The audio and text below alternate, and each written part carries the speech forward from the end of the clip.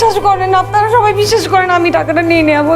তানজিন তিশা নারী কেন্দ্রিক নাটকগুলোর ভিতরে বরাবরই অনেক ভালো অভিনয় করে, কিন্তু বাইরে এত সুন্দর অভিনয় অন্য কেউ নারী কেন্দ্রিকের ভিতরে করতে পারে না।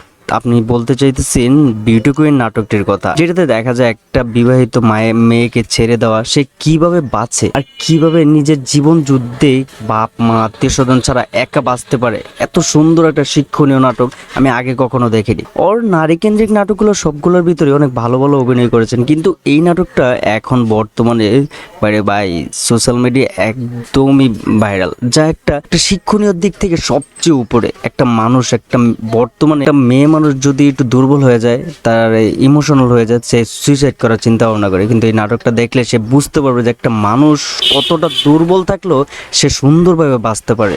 আর বিশেষ করে কিছু দুর্বল মেয়েদেরকে সবসময় সাপোর্ট দেওয়া উচিত, আর এই নাটকটির মাধ্যমে সেই সাপোর্টটাই দিছিল খায়রুল বাশার। খায়রুল বাশারের সাপোর্টের কারণে তানজিন তিশা অনেক উপরে উঠতে পারছে। তো সত্যি আপনারা যারা শিক্ষণীয় নাটক পছন্দ করেন তারা অবশ্যই এই নাটকটা দেখতে পারেন। তানজিন তিশা মানেই যেন এক অসাধারণ অভিনয়, যা তিনি বরাবরই অনেক ভালো করে থাকে। এই নাটকটা আমার দিক থেকে বেশ ভালো লেগেছে, কেননা তানজিন তিশাকে আগে থেকে আমার অনেক ভালো লাগতো, আর নাটকগুলো অনেক মিস করতাম না। তো মাঝখানে বেশ কিছু নাটক দেওয়া হয় নাই, কিন্তু তারপরে এখন থেকে রেগুলার দেওয়া হবে। আর আপনারা চাইলে আমার চ্যানেলটা সাবস্ক্রাইব করে রাখবেন, সবসময় আমার পাশে থাকার চেষ্টা করবেন। আল্লাহ হাফেজ।